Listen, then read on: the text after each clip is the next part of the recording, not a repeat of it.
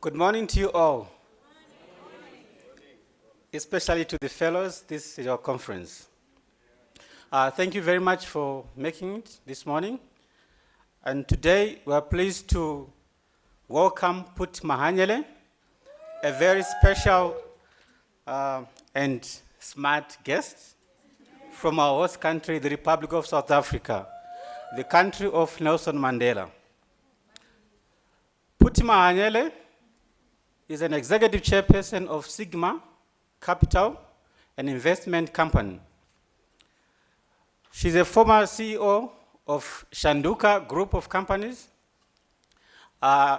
in whose capacity she stayed for almost 10 years and helping build the company's net value asset to about a whopping 8 billion rands.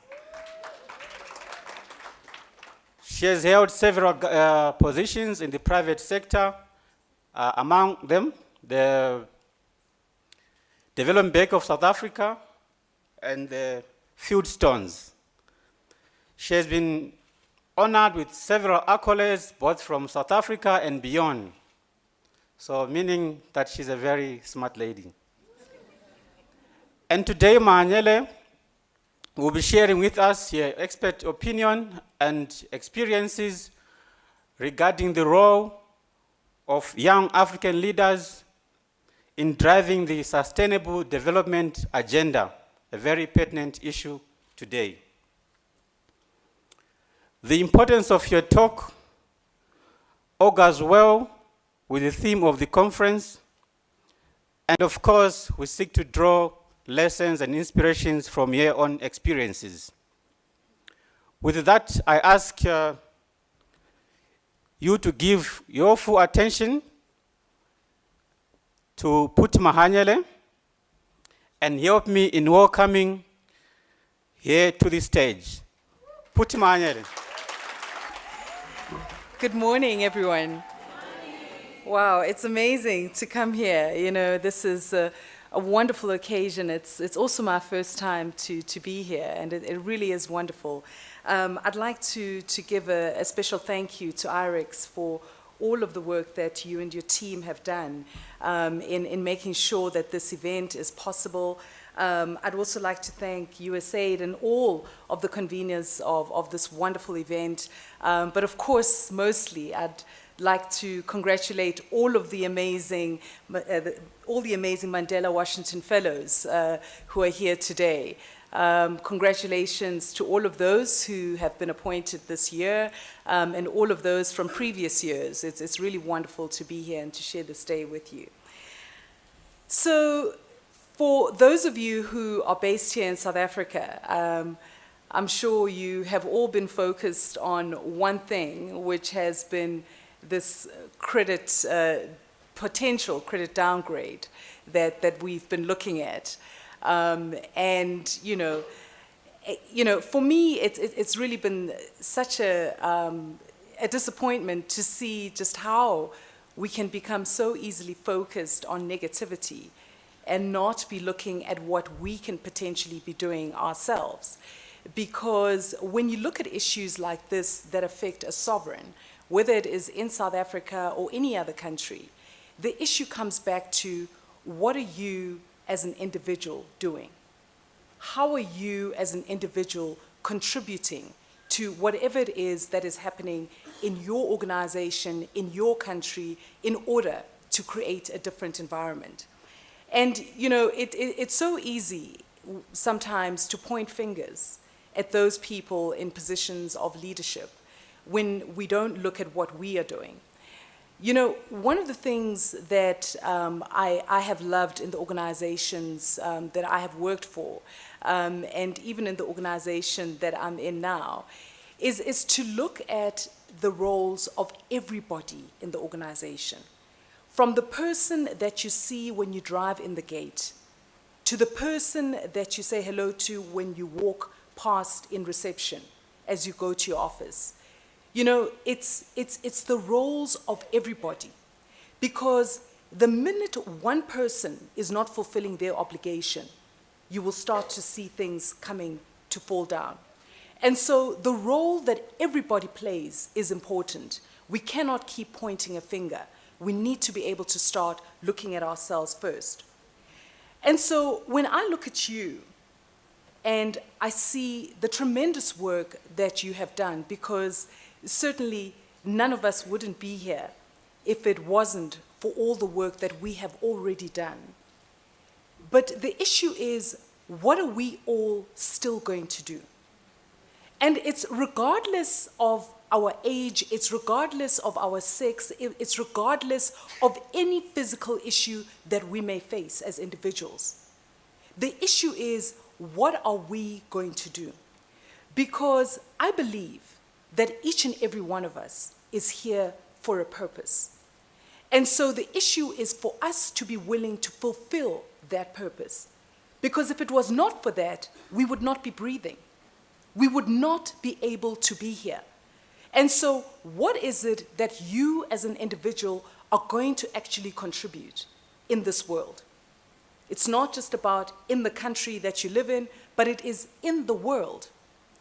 And you know, it's funny how life works. So when I was 17, my mother died, and so we were left with my father. And the scary thing about it was that in our lives, my father had always been traveling, always away on business, and we'd always spent a lot of time with my mother at home. And my parents had this, agreement between them that my mother would be home to look after us, and my father would be out there, trying to create business and all of that. And so when my mother died, it felt like the world had come to an end, because this was the person who would tell you to make sure that your homework was done and everything. I mean, you're supposed to do it, but you need somebody to tell you. And so I remember that it was a very difficult time for us. But what I didn't realize is that, in as difficult as that period was, I was about to experience something that was so great in my life. Because unbeknown to me, my parents, and in as difficult in that period as it was, because I'm sure for those of you who've had the privilege of growing up with both a mother and a father, you know the importance of those people in your lives. And my mother, given the very presence of her role, was a critical person in our lives. But what I didn't realize was that in spite of the tremendous difficulty and sadness of her loss, that I was about to experience something that was just so amazing. What I hadn't realized was that my parents had, for years, been planning for both my sister and I to go and study overseas after high school, and that they had gone ahead and, and applied to universities. So when I finished matric, I went to my father, and I had no idea what I wanted to study, and I told him that I didn't know what I was going to study, and I had no idea what I should do. In fact, I had an idea, but I was scared to tell him, because my idea was to become a ballerina. I was actually a very good dancer. And so when my father asked me, well, what are you planning to do? And I said to him that, well, what I was thinking was that I could, apply to some dancing schools, and he said, oh, dancing schools? Why? And I said, well, I was thinking of becoming a ballerina. And he said, okay, very good, my girl, take a seat. And my father had this strange thing where he always spoke to us in English, and we could never understand because we were living in Soweto. I mean, it was quite strange. You'd be outside with your friends talking, and, we'd be speaking in all languages, because in Soweto you speak Sotho, Xhosa, everything, and Soweto is one of the townships here in South Africa. And then we'd go home and we'd speak English only. Except when my family came from the rural areas, then my father would change and speak 100% deep Sepedi, which is like, one of our languages here. And you know, when you grow up in Soweto, you don't speak any language purely. You know, you mix languages because of all of us here. But anyway, so he said, okay, very good, sit down. And he said, so here's the plan. When you finish matric, you're going to go to Rutgers University, which is the State University of New Jersey. You're going to do a bachelor's degree in economics. And when you're finished, you're going to do an MBA. When you're finished, this is the list of organizations that I think you should work for. So he basically had my whole career worked out for me. And so, because, you know, apart from being a ballerina, I had no other ideas. And, you know, I often say when I speak to people that, you know, I'm always I always marvel at the many people who have, you know, a very clear idea of what they would like to accomplish very early in life. I was one of those people who was a lot slower. I really didn't know. I mean, if it wasn't, and the reason I thought I'd become a ballerina was because it was the one thing that I loved at the time. But, you know, so we then, I then went and did that undergraduate degree, and it was a wonderful experience. But one of the things that was an important lesson to me was to look at the life trajectory of my father and to look at the life trajectory of a family that I met when I went to the US. Now, when I went to the US, my father had spoken to someone called Dr. Penelope Latimer, who was an educator in New Jersey. And he had asked her for her opinion on universities to go through and all of that. And so she had suggested Rutgers, amongst others. And so when I went to the US, she then took the time out of her own interest to come and meet me, you know. She came and she met me, and we had a wonderful relationship. And the important lesson for me that I learned throughout all those years was looking at her mother, who was also Dr. Latimer, and looking at the trajectory of her life, and looking at my father and my mother, but I'll use my father in this example, and looking at the trajectory of his life.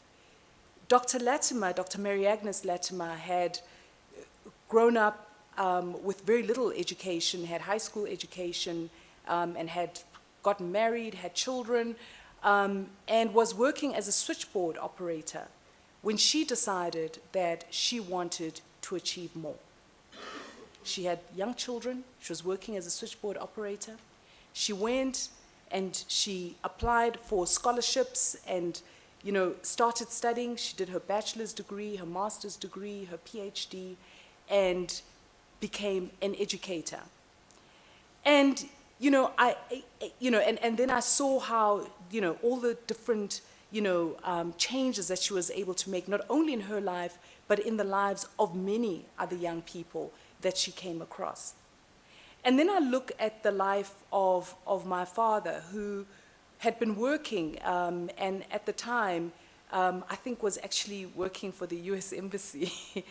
And he had gone and he had this dream of being able to achieve more. And, you know, he would tell his friends, and his friends would say, no, man, you know, if you stay in this job, you know, you're going to become a supervisor. Do you know how much supervisors earn, you know? And that was like a big dream, you know, amongst his friends. But he wanted more. And so he went and he applied for a bursary, and he received a bursary scheme. And he was able to go and do his undergraduate degree. He did his master's degree, and also did his PhD. And having completed all that education and worked over the years and developed relationships, was able to come across a fantastic transaction that he did, acquired an asset, and was able to you know, create a lot of value for himself and many other people through that value. But the reason I tell you these two stories is because of what change one can achieve from so very little.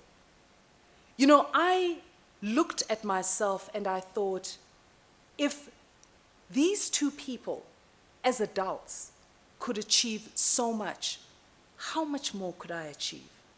How much more? And so this is what I say to all of us here in this room, that there is so much more that we can still achieve. We must never ever think that where we are is that we've already arrived, because there is still so much for us to achieve. And so, in as much as we must always have the gratitude and be thankful for all that we are able to achieve, the issue is, how much more can we still do?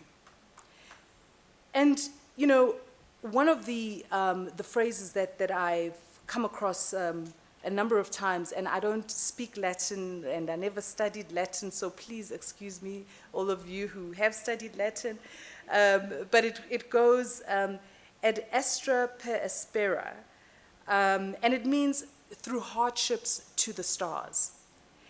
And so, you know, we must never ever think that because of the difficulties that we face, that it is much harder. And we must just be able to reach out for more. You know, and even when you're not in a place of difficulty, even when you're in a place of comfort. I remember when I was working in Cape Town, working for a large organization, and I was a young person, having been appointed into a management role, and I was 23 years old, and for all intents and purposes, to those people around me, I was doing well.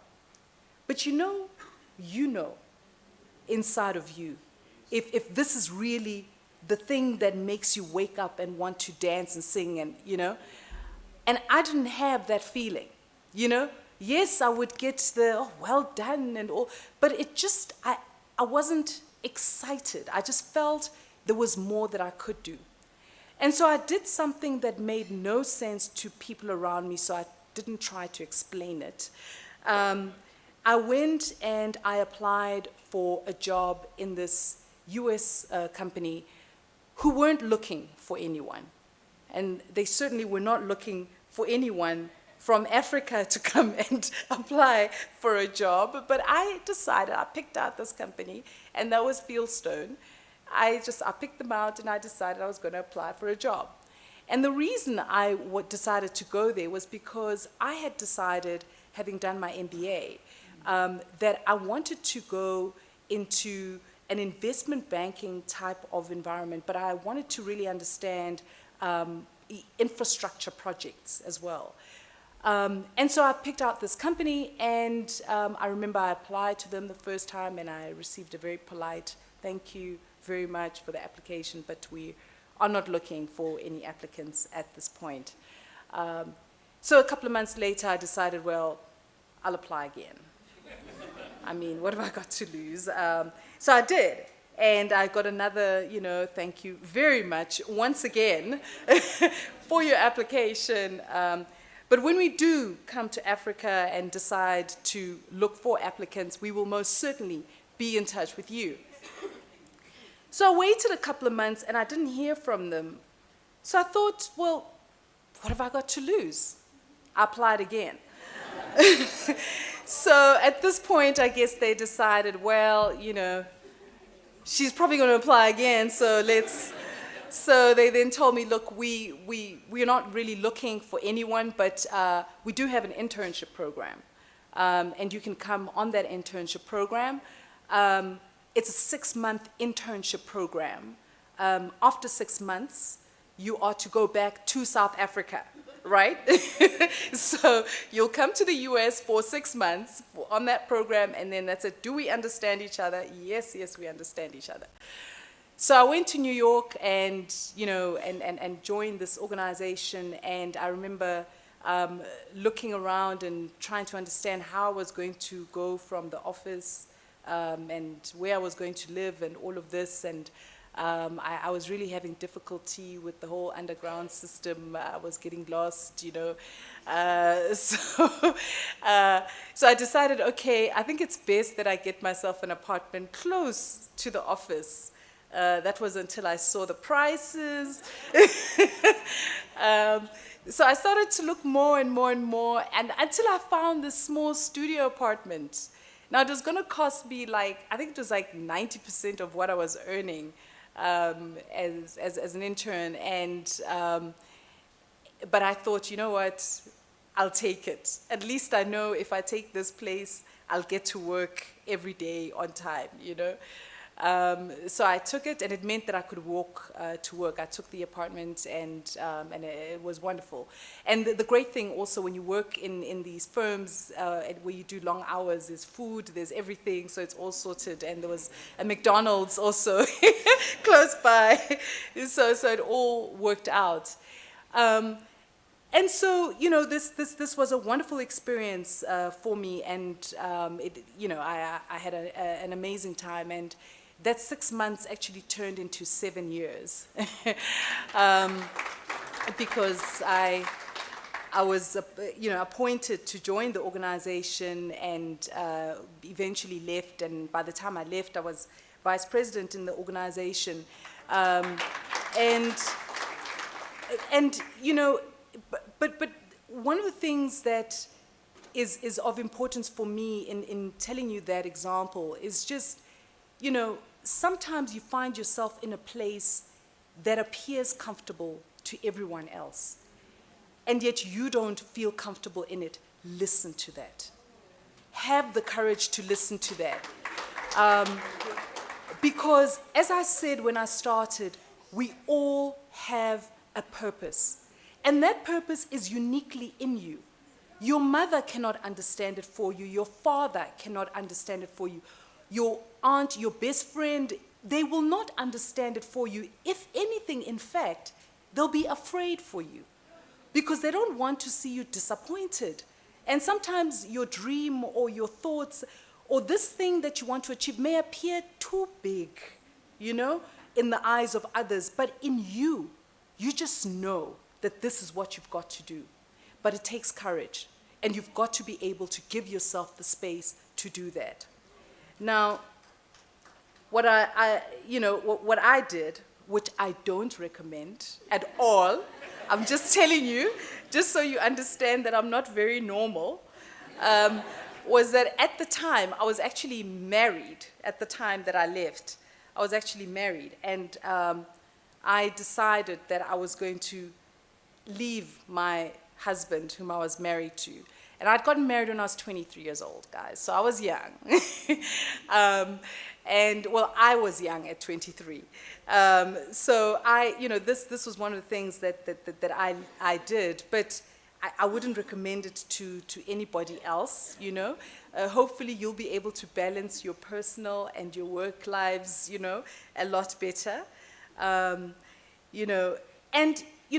I tell you these things because of something that a friend of mine that I met in the US, John O'Brien, once said to me that life is 10% what life gives to you, but 90% how you respond.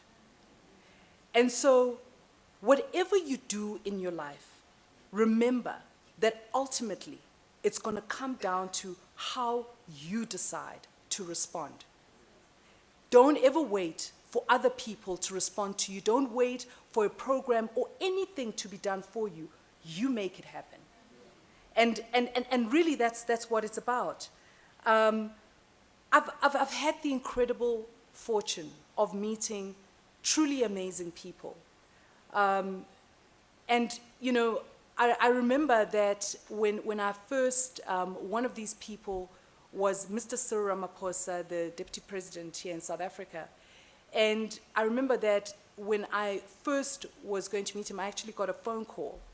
And it was through, there was a job that they wanted me to have, which I didn't want to have at the time. So I was leaving the DBSA, and I was going to Standard Bank, and I was about to go to Standard Bank. I think I was due to join them in 2 weeks' time when I received this call.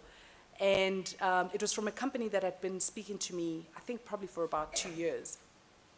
And it was a company that Mr. Ramaphosa had started, and they were interested in having me join them.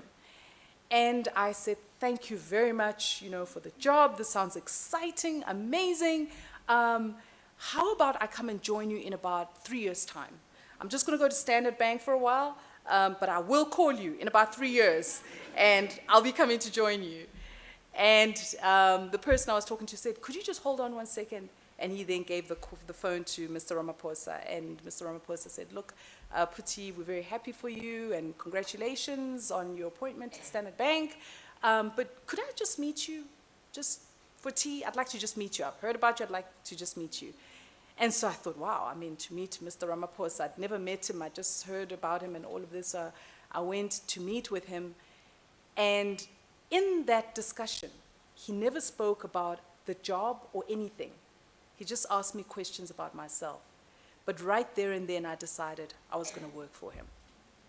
And once again, it was something that made no logical sense. I had already told them that I wasn't going to work for them, and they understood that. And here I was making a decision that I was going to join them, in spite of what I had already done, and in spite of the fact that I had already accepted another job, another thing that I don't recommend, by the way. So I then decided that I was going to join him. So I went and, told the recruitment firm that had asked me to join Standard Bank that I was going to go and tell Standard Bank myself, because they weren't happy about having to tell their client that the person that was supposed to join them in 2 weeks was now no longer coming after they had made the announcement. So I went and I told them, and I remember the most difficult party was having to tell my father. Now, you remember my father had a program for me, and Standard Bank fitted in very well with that program. So when I went and I told him, Dad, that job at Standard Bank, I think I'm going to, put that on hold for a while, because I'd like to do another, try something else different. And he asked me, well, what is this? And I told him, well, I received a call from Mr. Ramaphosa, and he started a new business, and I'd like to join it. And he said, what's the name of this business? And I told him, and he said, I've never heard of this business. He said, is it listed on the Johannesburg Stock Exchange? I said, no, it's not listed yet. It's a brand new company, but I'd like to join it. And he said, Phuthi, Standard Bank, you get a pension fund. You get medical aid. You get a salary every month. And I said, yes, Dad, I know this. He said, Phuthi, if you don't go to Standard Bank, don't think that you can come to me and ask me for money, because I'm not going to give it to you. You're on your own if you don't take this job. I said, it's fine, I'm going to take it. And it was another one of those risky, decisions. Because once again, I couldn't explain to people around me why I was making this decision. Anyway, I went and I joined them. And at the time, it didn't make sense, but it turned out to be an amazing decision for me. I worked with incredible, hardworking people, and I loved the journey. In those first few months and first few years, we went through periods where we didn't know how we were going to pay salaries. I remember when we had to go to one of the banks to try and raise money, and we had to present something. We presented something like, the money was really just for these projects and all of this, but what we were really worried about was how to pay salaries at the end of the month. And so, and so we were fortunate, we were successful, we raised money, we're able to pay salaries and continue with business. But for me, the greatest experience was working with amazing people. And to be able to build a really successful organization with them. And so we built this multi-billion rand business in a short space of time. But what we did also was that we had a culture in the organization which was about making sure that everybody could give. Whether you made tea, whatever your job was in the organization, we believed that everybody could give something. And it wasn't about people being told that this is what you must give. You decide. But everybody must be able to give. So we had a foundation, and the organization, as a company, we would put money towards the schools, and our focus was on education. We'd put money towards the schools. But we also believed that every single person employed should be able to give something. Whether it was a rand, whether it was 1,000 rand, whether it was 10,000 or 100,000, whatever amount it was that you could give every month, you could give something. And that's exactly what happened. And you know, when people have to part with something, there's immediately an ownership. There's immediately an interest. They want to know what is actually happening, because they know that I'm parting with my 10 rand every month. So I want to know what is going on with this program. And so that's exactly what happened. And we're able to have schools all over the country, and that program still continues. So what we did was that when the deputy president, went into politics and the company was restructured, we continued with the work of the foundation under the organization that we formed with the deputy president. And so our focus continues to be on education. But, for me, I tell you this because when you start something, it cannot just be about just the profitability and the money that you can make as an individual, but it's got to be about the difference that you can make in the society around you. And we decided to focus on a particular area, which was education. And so we were able to achieve a lot.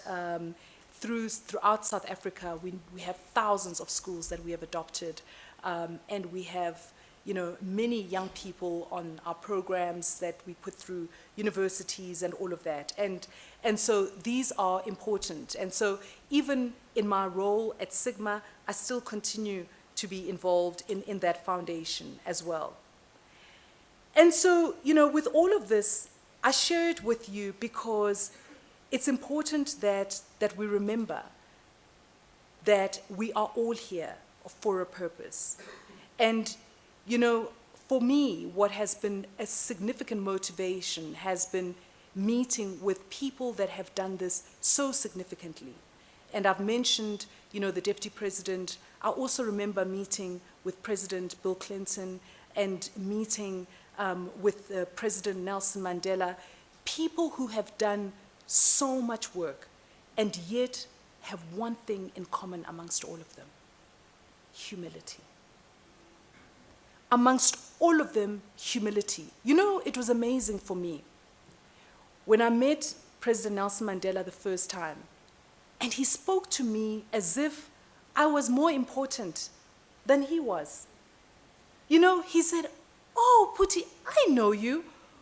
I remember," and he started, he went, and I remember thinking to myself, this is a man who meets millions of people, and he meets important people. How could he know something about me? And it's something that stayed with me, that you must never, ever, ever assume that somebody is not important because of where they are today, because you don't know where they're going to be tomorrow.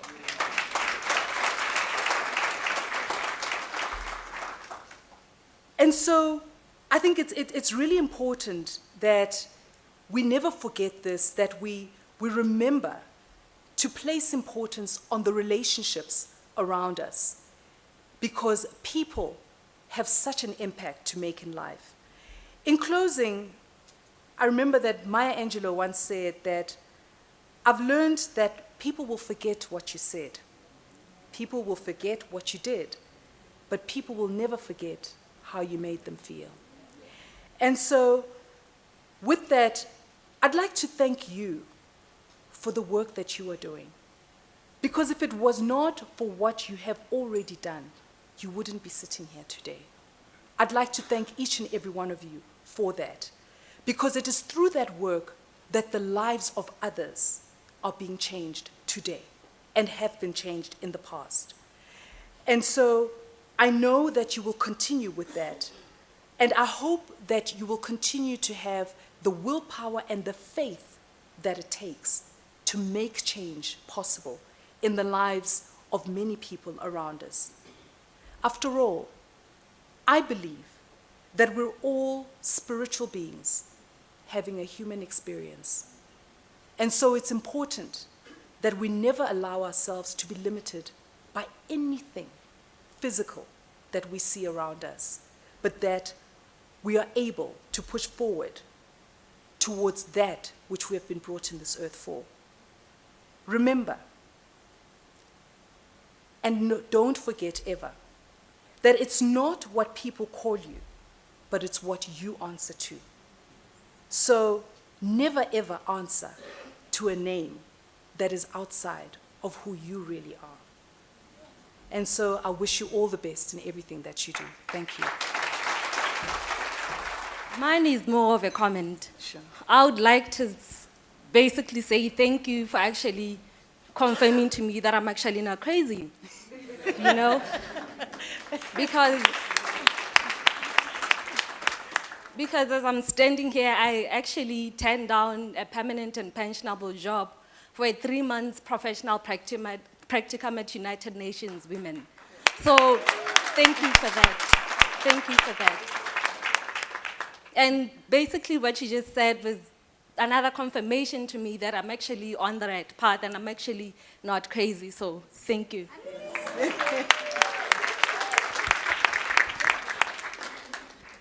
Thank you very much. My name is Dineo, and I'm from Lesotho.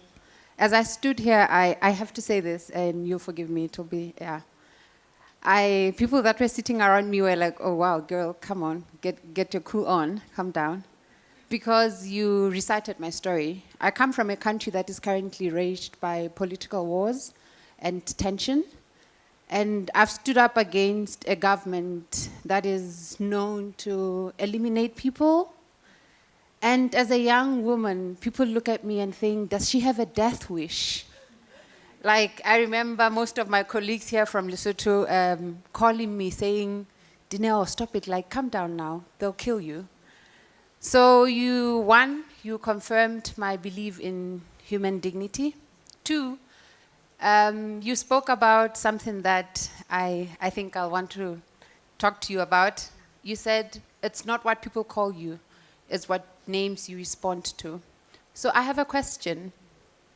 My biggest question is I find myself at a crossroads where it's either I choose to follow something that I family believe in, which is taking a course that I believe will liberate Lesotho, and providing for my family, for my kids.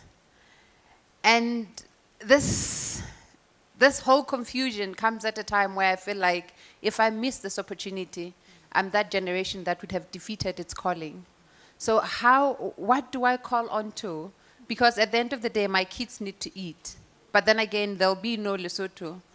And it will be pointless for my kids to have a meal if there's no country. So what do I sit and call on to when that moment comes? Because it's happening now. It's happening every day. But once again, thank you very much for restoring my faith in womanhood in Africa. Thank you. Bogoto. Thank you, Dineo. But I can't say thank you for that difficult question. First of all, I think you're very fortunate. You're fortunate to have had the privilege of being a mother. And I say that because there are many of us who cannot be mothers. And so when we look at a woman like you who has children, we think, wow, what a blessed woman. And so I'd like to congratulate you for that.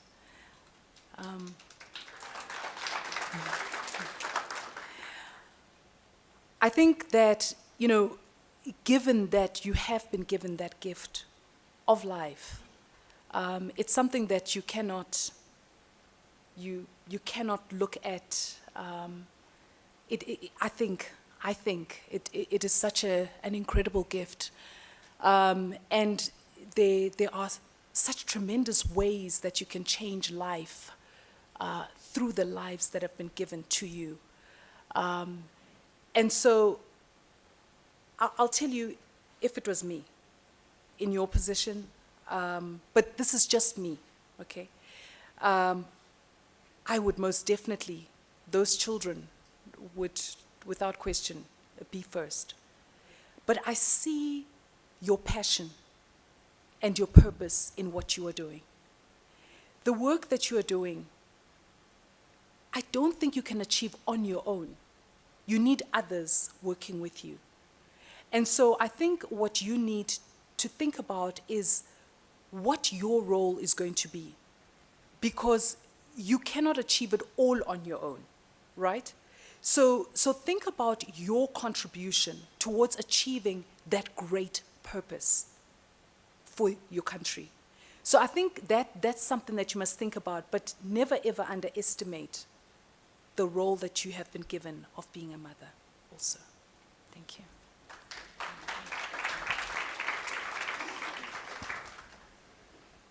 Oh.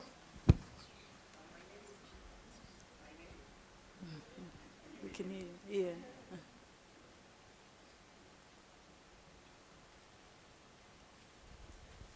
My name is Kudakwashi Makuzwa, and I'm from Zimbabwe. I'm just up. No, I don't have a question, but I just want to say thank you. I'm one of those ladies in Zimbabwe that followed your path. I've been reading about you, and I'm inspired by the decisions that you've made. And I just want to thank you for taking time to come and talk to me this morning, because I've been battling with a decision. But because of the stories that you've shared with me this morning, it has sort of confirmed, like I just needed some confirmation from somewhere about a great decision that I have to make in my life. And the stories that you've shared have sort of been the confirmation for me. So I just rose up to say thank you, Puti. And it's an inspiration to see you face to face. I've already shared it on my Facebook page that this is my moment. So thank you once again for taking your time to come and be with us this morning. Thank you, Kudakwashi. Excuse. Morning. I will take some more 3 questions from the gents because we had ladies already. I'm already Gender up. balance. Okay, good morning. I am Unami from Botswana, and my question is, how do you, you've achieved so much and done so many amazing things at a young age, how do you articulate what you want to do as a young person? Because we tend to face challenges where you are discriminated, you are disrespected because of your age. And in a highly patriarchal society like Botswana, you are socialized to believe that you need to respect your elders, even when they, they don't, you know what I'm saying? So you can't even tell a person that, well, what you said, really? So how do you go about navigating that path of leadership to step up to something that you believe in, to articulate yourself in a way that the people around you would understand what you are saying, or if they don't understand, at least respect your opinion on what you said? Sure. Well, thank you for that question. I see that nobody asks any easy questions around here. The one thing that I would say to you, and certainly which was important for me, I think, because having, I grew up in an environment where, yes, once being a woman, being a black woman, being young, in a career where you didn't find a lot of women at the time. The one thing that I learned was the importance of just, and I've just lost my thought, my train. But it's just so important, it's just come back thankfully, to choose the battles that you're going to fight. The easiest thing, especially when you're still young, is to fight every single battle. I know I was like that. You want to fight every single battle. But you know that doesn't get you anywhere. And the thing about your career is that when you get to a point where you have achieved and you're still trying to achieve more, the worst thing that can happen is that somebody can go back and trace something about you that creates negativity around you. So what I would say is for you to choose the battles and also choose how you fight those battles. I'll give you an example. One time, my boss asked me to go and stand in for him he was supposed to speak at a conference in London, and he asked me to go and speak on his behalf. I went, and on my way back, I was seated next to this executive whom I had only read about. I didn't know him in person. And he started to talk to me, but he started to ask me out. Now, I was a young girl at the time. I was in my 20s. I'm 45 now. At the time, I was in my 20s, and he must have been in his 50s. And he was somebody that I respected, you know. And he started talking about buying me a car, and he had made assumptions about me. He had made assumptions about my whole lifestyle and everything. And that was okay. I thought, that's okay. It's your picture of me, not my picture. It's okay. He told me what car he wanted to buy me, what apartment he wanted to buy me, all of this. And, you know, I was wearing a wedding ring at the time, but somehow he didn't see it. I don't know.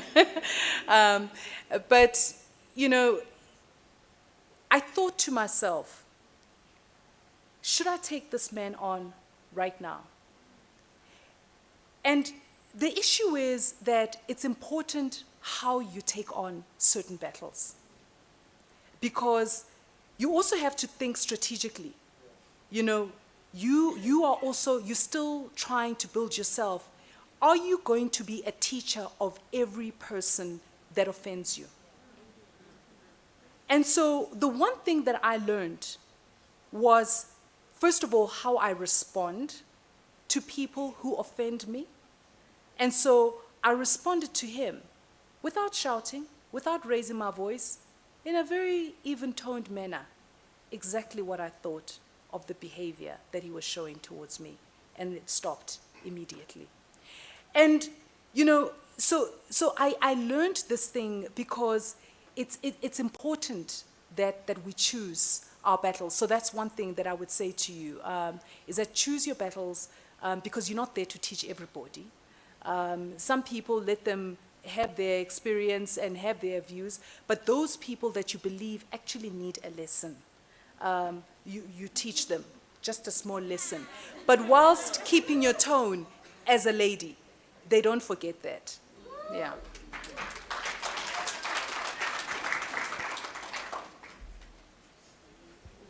Morning, ma'am. Morning. Thank you so much. I've enjoyed your presentation.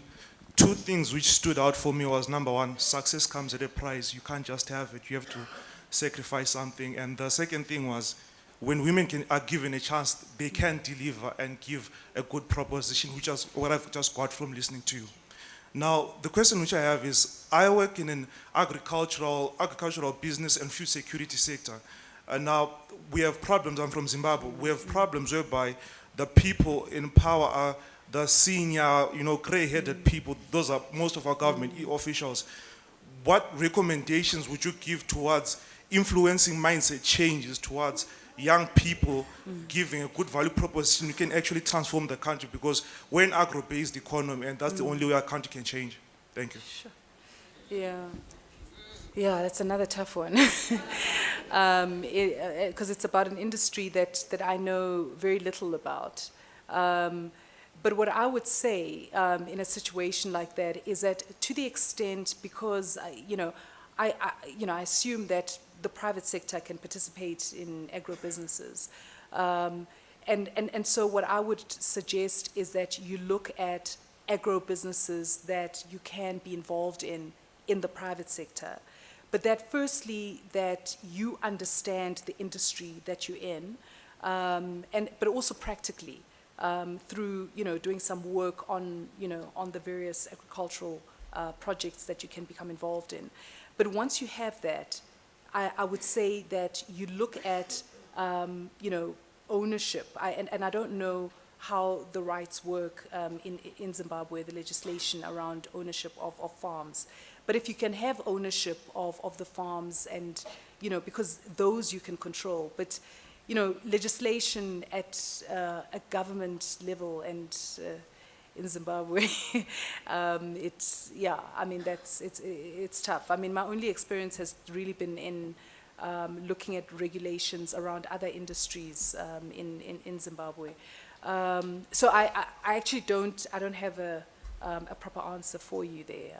I'm sorry about that. But what I would suggest is that, if you can get into the private sector in agri, then you try to make a difference there. Yeah.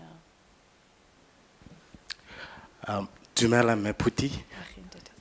My name is Bakam Palai. I'm from Botswana. Yes.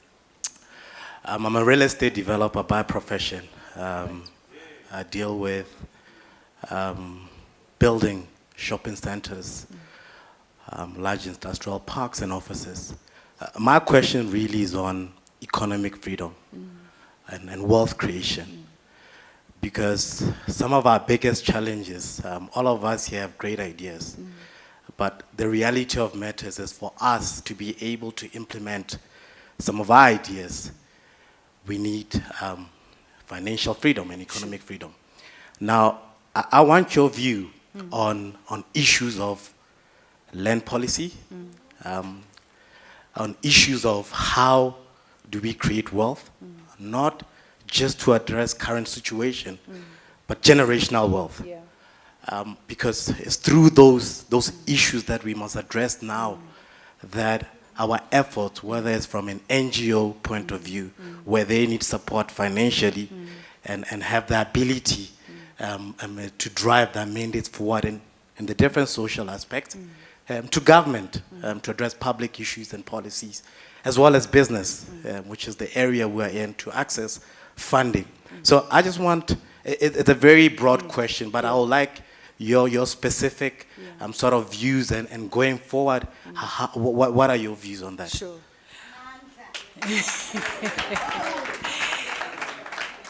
So I think the one area where I would say there needs to be a lot of focus on is actually on finance.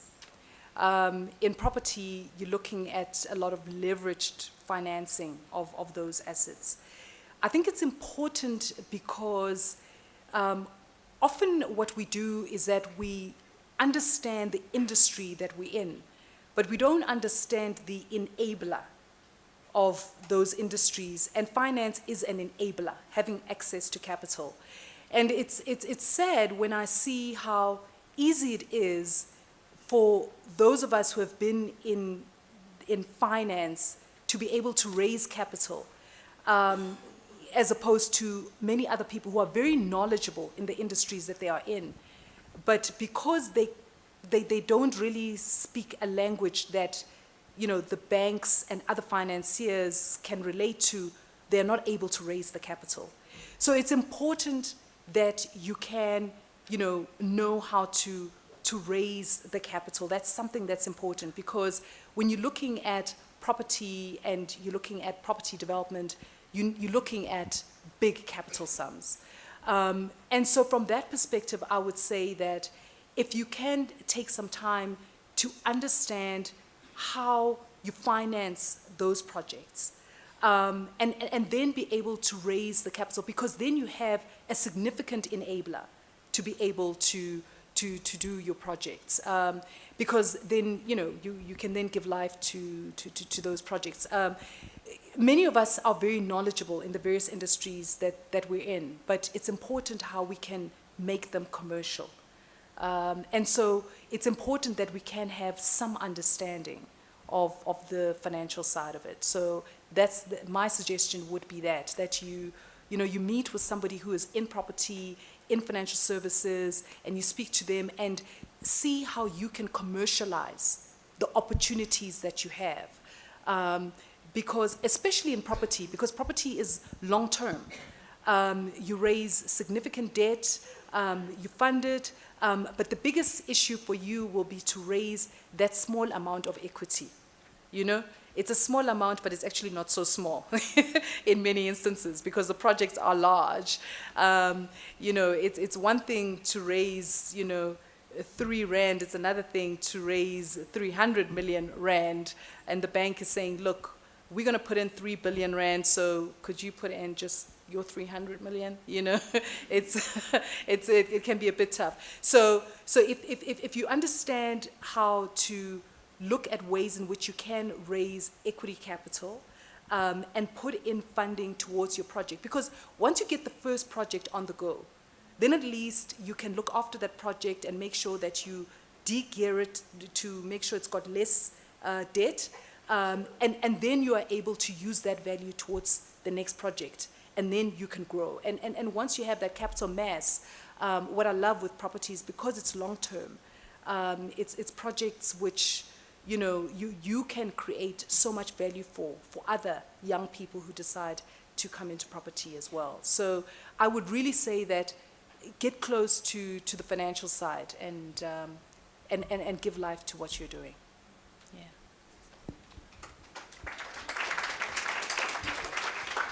Thank you. One more question left, then we wrap it up. Is it the last one? Yes. So much pressure. So the last one. Dumela Ospiti. Acheme. My name is Nelisa. I'm from South Africa. You've spoken about your role in the different organizations that you've worked in, and it seems like in all those organizations you've done something that's made them great. What is it that you carry within you that you think has been able to make those organizations become so wonderful, and what is it will you be taking to Sigma Capital to make it awesome one day as well? Yeah.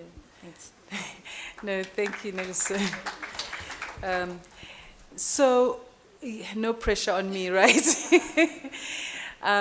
Many years ago, I learned from my father that it is not about what is physically available, but what you can make possible. And I had parents who never went to church, but they made sure that we went to church. And I remember it used to be so embarrassing. We'd have to go with one of my friends and their parents because my parents believed we should go to church, but they never went to church. So I'd always have to explain why my parents were not in church again. And I kept reminding them, well, they were here for my baptism. But the one thing that I learned through my father, and I mention him because he was there for most of my life, is the fact that there is so much that we can achieve that does not appear physically at that moment. And so through that, I've learned the importance of giving reality to that which is still in your head, which is not existent today, but that is alive in you. You give life to it. And I don't know if I'm making much sense, but I learned early on the importance of that. So from that perspective, I never allowed anything physical to limit me. I never allowed the fact that, you know, as a young girl, my parents worked very hard to make sure that I was in a private school.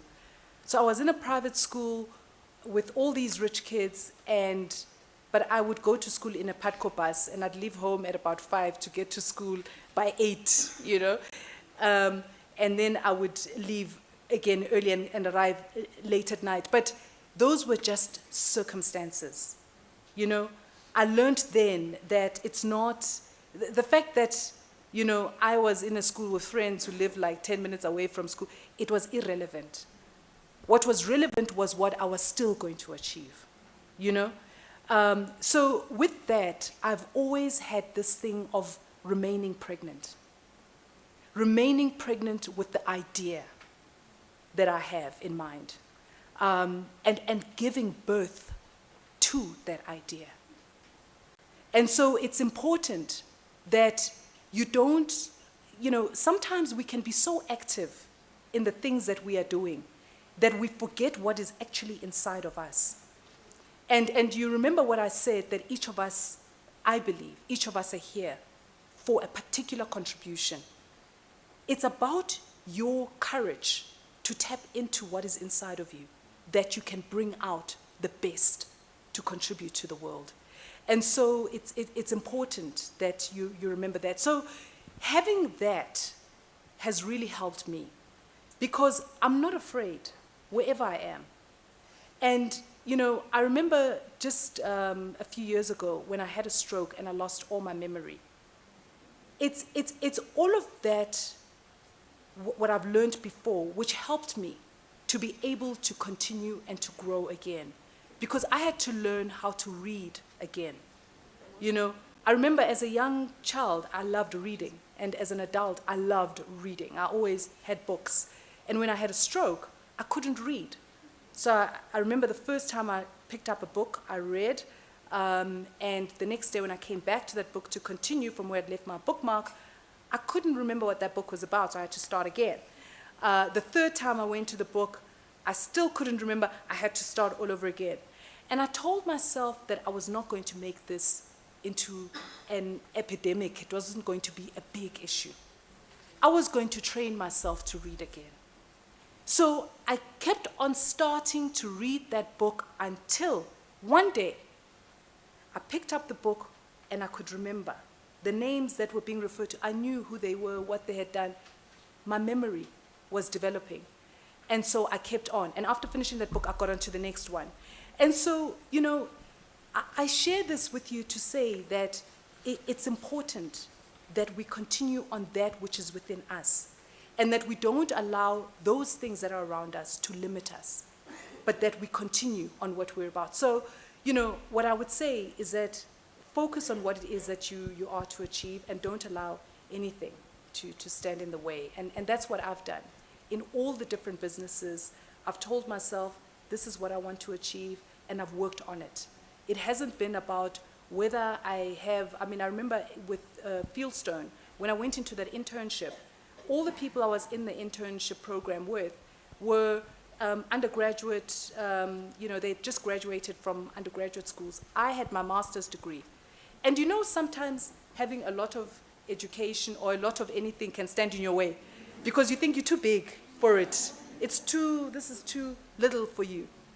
But for me, that which appeared too little for me was exactly what I wanted. That which appeared to be the right place for me was not quite what I wanted. And thank goodness that I had the courage to go for that which appeared too little for me, because through that, I was able to make my big jumps. So, just believe in yourself and really go for what you're supposed to achieve. Thank you. Thank you very much.